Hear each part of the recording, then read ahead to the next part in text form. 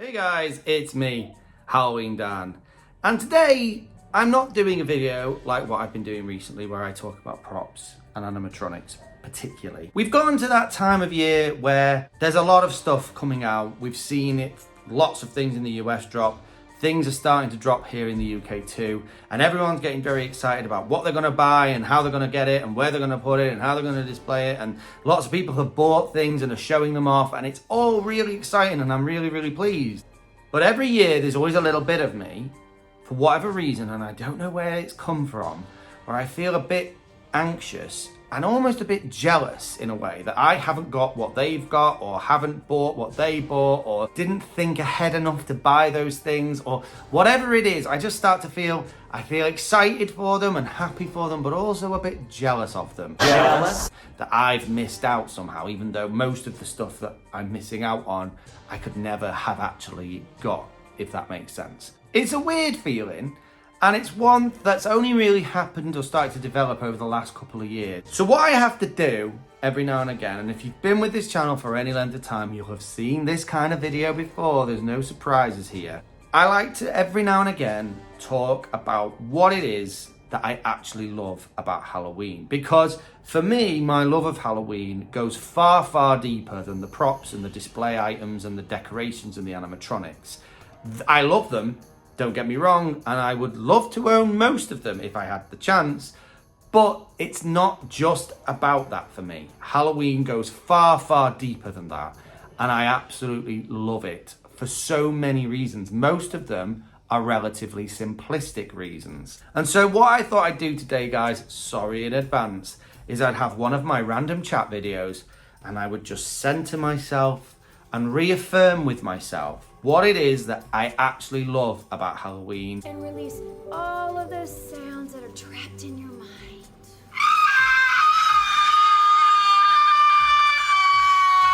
Or at least one of the elements that makes me love Halloween, so that I can remember that even if I don't get hold of all these amazing animatronics, even if my haunt weren't to turn out the way I wanted it to, I still actually love this holiday more than any other time of the year. And that most of those things that make me love Halloween and that time of the year are actually really simple, ordinary things that have always existed to do with Halloween and that always will. So strap in, guys.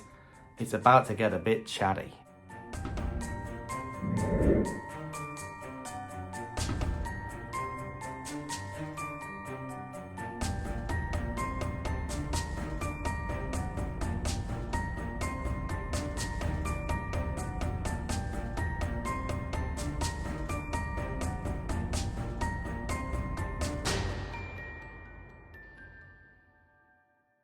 It's time for another random conversation with Dan. So like I kind of said in the intro, Halloween for me has always gone far deeper than the stuff you can buy for Halloween. And I think, I could be wrong, tell me if I'm wrong, but I get the impression now that an awful lot of people within the community, their experience of Halloween and why they love Halloween and why they celebrate Halloween is kind of the other way around. Maybe they grew up with it as a tradition, going trick-or-treating and so on and so forth. And then they wanted to become that house. As they got older, they wanted to become that house on their block or in their neighborhood that was the Halloween house. And that was through that, then they bought animatronics and decorations, and they grew a love of these props and how they could create things and all that kind of stuff. And it's born out of that side of things that their love of Halloween developed. Whereas for me, growing up when I did in the late 80s, early 90s, yes, I'm that old, and also growing up in England, where it still is only a growing thing, and back then it was really almost a non-existent thing. My love of Halloween had to develop out of something different. It didn't develop out of the love of decorations and props and stuff, because there weren't any. It grew out of loving the actual holiday. It came from things like my interest in the paranormal and ghosts and creepy myths and legends. It came out of the time of year, the autumn and all that kind of stuff. That's where my love of Halloween developed, and then eventually grew in to the props and the animatronics and stuff as I started to learn of their existence. But one of the things that I love about Halloween more than anything else is a really difficult thing to describe, because It's like trying to catch smoke. It's not a real physical thing that I can go, here it is, look at this favorite thing of mine. It's not any of that. It's really kind of hard to describe, because what I want to talk about is the atmosphere of Halloween, what my favorite atmosphere of Halloween is, which is a really peculiar thing to try and talk about, but a huge part of what makes me love Halloween in that time of year is the atmosphere that exists at that time of year. The really peculiar thing about this is I know that depending on where you live in the world, depending on where you come from, depends upon what you think makes a great Halloween atmosphere. If you come from a drier, more arid part of the world, then I'm sure the atmosphere you think of as the perfect Halloween atmosphere is very different from mine. I'm just gonna say it though, because the old school Halloween kind of originates from my part of the world, I'm gonna say that my atmosphere is the more original, the OG atmosphere. Whatever. It's a really difficult thing for me to put my finger on though, exactly what even I mean by the perfect Halloween atmosphere. Every year there'll come a moment around Halloween where I'll experience what I can feel, I can sense is the right atmosphere, but I can't really describe it. So what I thought I'd do instead was tell a very short story of something that happened to me when I was a kid that I think, for me, nails what the Halloween atmosphere is and why I love it so much. So now I'm going to go into old man story mode. Back when I was a child, Halloween wasn't really celebrated. It was a time for children to be quiet and for adults to be drunk. No, let's not do that. So when I was probably about 12, so it'd be 1996, yes, I'm that old. I'm getting too old for this sort of thing. I had a paper round, or paper route for you North Americans. And it was a basic paper round. It was in an afternoon. It was about 4 o'clock in the afternoon every single day, apart from Sundays. And I'd go to the local newsagents, sometimes after school or whatever, about 4 o'clock, pick up my papers, do my paper round. Really simplistic. It was only the sort of northeastern corner of the village which I had to deliver papers to. So it was about half an hour, most of my paper round took. Most. Because although most of my paper round was really easy and simple, there was one delivery, the last delivery every single day, which was not easy or simple. Because that delivery was to a cottage that was outside of the village and down in the valley, which already sounds creepy, right? So just to the north of the village I live in, there's a big, wide, deep valley called the Dane Valley, which has a river running through it called the River Dane. It's not the most impressive place in the world. It's not like, oh my God, the Grand Canyon. It's a valley. But when you're a kid and you have to travel outside of your community to go and deliver a paper to a little cottage that feels like it's in the middle of nowhere, and then you have to ride back up out of a valley every day, it feels far away, and it also was quite exhausting. Not gonna lie, first few times I had to do it, it was very pleasant, very nice, but after a while, it got quite irritating. The cottage was beautiful, and it was like something out of a fairy tale, and it was all very beautiful and tranquil and nice, but it was also very bloody annoying. Anyway, I'd been doing my paper round for several months and gotten used to delivering this paper all the way down in the valley, as annoying as it was, until one day. So it was the day before Halloween, and I was delivering my papers, like always.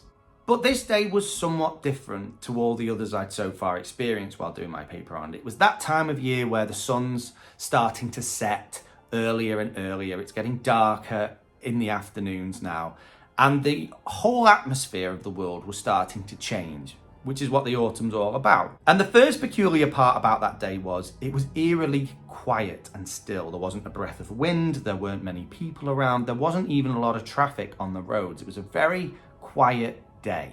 Coupled with that was this strange eerie light. I've talked about this before. I don't know whether this only happens here or it happens everywhere, but usually in the autumn, in this part of the world, every now and again you'll experience this really strange light where as the sun's going down and the sky's overcast, which it usually is here, you get this kind of weird orangey glow to the atmosphere. It's really peculiar. It's the way the light's diffused, I think. And I always notice it at least once or twice every autumn. But it's a definite thing, and it creates this really strange atmosphere to the world that immediately triggers something in me that makes me go, ooh, spooky. Along with that, there were pumpkins, because it was getting close to Halloween. People were actually putting pumpkins on doorsteps and in windows. So already I was starting to feel that Halloween spirit. And I was enjoying the creepy, eerie, strange atmosphere. But then I had to deliver my last paper of the day. And this was where things got even creepier. So I get ready to descend down into the valley, which I'd done by this point hundreds of times. And as I do so, as I start heading down the path into the middle of the valley, I'm greeted by a thickening fog.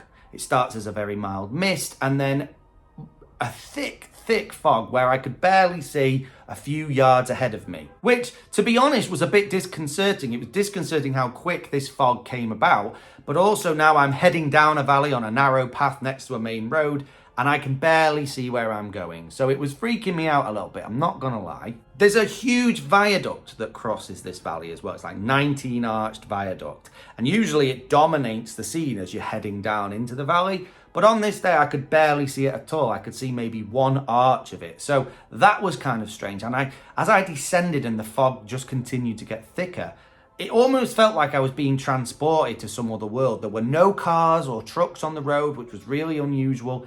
Everything was deathly silent, and the fog just kept getting thicker. Now, I'm sure each and every one of you have experienced a foggy day before, so I'm not like talking about stuff no one knows what I'm talking about. But you know that feeling when you're in amongst the fog, it kind of dampens the noises. It makes everything sound quieter than what they really are. So everything was still and quiet anyway. But even the few noises there were, like the noise of my bike, seemed muffled and strange and somehow otherworldly. I can't really describe it. And then eventually, the silhouette of the cottage that I delivered to sort of came out of the mist. I remember there was a smell of smoke in the air because the little old lady who lived there had lit her fire. And I remember there was only a couple of windows lit, and the rest of the cottage was just a dark shadow in amongst the fog. So I got off my bike and I walked through her garden as I had done a million times before to get to the front door. But everything was subdued and still. There was no movement. There were no insects flying about. Everything was quiet. And then I remember seeing her pumpkin patch. Now, she was not a Halloween celebrator. There's no way about that. But she had been growing pumpkins. And I remember seeing these big pumpkins growing all season and sort of thinking about them and enjoying looking at them. But now on this foggy day, they seemed to sort of glow amongst the greenery. Everything else seemed kind of subdued and dull. But these pumpkins now looked almost radiant. They looked like little glowing embers amongst the greenery. It was kind of almost hypnotic to look at in a strange kind of way. And I delivered the paper and I walked back through the garden looking at these glowing pumpkins again. And everything was still so still and quiet and eerie, and the fog around me was still really thick, and I could just see like the outlines of trees and stuff. And I'd experienced fog before, it was nothing new, but there was just something about it being that day and in that place that made it so spooky. And I got back to my bike and I had that sort of fight-flight moment where where you want to like run. It felt scary all of a sudden. I felt a bit worried that there was something hiding in the mist. But the other part of me was kind of excited by it and thought this was amazing and mesmerizing. And I kind of wanted to soak it in and stand there and experience this really strange atmosphere that existed that day. And at that moment, I remember getting a shiver up my spine. You know, like in the UK we'll say it was like someone walked over my grave. I don't know where that saying comes from, but it basically just means you've got a shudder up your spine, and it kind of comes out of nowhere. You don't expect it. It just suddenly happens for no reason. And it was like my body was reacting to the atmosphere, like it was so all-consuming, all-surrounding, that my body was sort of just reacting. There was no other way to describe it. And instead of riding up out of the valley as quickly as I could that day, I remember I chose to walk up out of the valley. And I remember walking up out of the valley and the mist slowly beginning to thin. And by the time I'd reached the top, it had gone. There was no fog, there was no mist. It was just down in the valley and nowhere else. And that was spooky. It almost felt like that valley that day was another world, was another place. It could have been anywhere. I could have gone back in time, who knows? And then I'd returned to the real world with all of its noise and stuff. And I got home that day and I'd never felt so Halloweeny in all my life. I wanted it to be Halloween that moment. And I remember we carved our pumpkin that night and it was the most Halloweeny I'd ever felt my whole life. And it was exciting and it was so thrilling and cool. And part of me wanted to get on my bike and ride back down to the valley to see if it was still misty and foggy. I didn't, but I don't know what it was about that whole atmosphere of that day, the stillness, the quietness, the eeriness, the fog, the mist, the murk, all of it made me just want it to be Halloween more than ever before. And for me, that now is my perfect Halloween atmosphere. Ever since that happened to me, ever since I experienced that, that's what I think of as the perfect Halloween atmosphere, kind of murky, foggy, quiet, eerie. And in a strange way, I try to recreate it in my own haunt. I can't because I live on a busy main road now, but still, I really love those moments when there isn't any traffic on the road and it is quiet and still and it's just me and my props and it's spooky and lit and there's a bit of fog. I love it. That for me is the perfect Halloween atmosphere. And ever since experiencing it, I've wished to recreate it and re-experience it. So that's it from me, guys. That's my perfect Halloween atmosphere. But what is yours? What do you think makes the perfect Halloween atmosphere? Every year when it gets close to Halloween, how do you feel? What makes you feel? What kind of atmosphere do you go, it's Halloween? What is it? Or what is the atmosphere you're trying to create? Whether it be in your haunt, whether it be in your home, what is that atmosphere? Because it's different for everyone, depending on who you are and what part of the world you live in, I'm sure. But for me, it's that. Let me know if it's the same for you. Anyway, guys, sorry for this long chat video today. I know it's random, but now I do feel like I've remembered what it is about Halloween I truly love. These things are important to me. And you know what? They're free. They don't cost anything. I've not got to think about them. They just happen on their own. And that's the magic of Halloween. Anyway, guys, thank you so much for watching me today. And I will see you in the next one. Keep it spooky. Bye.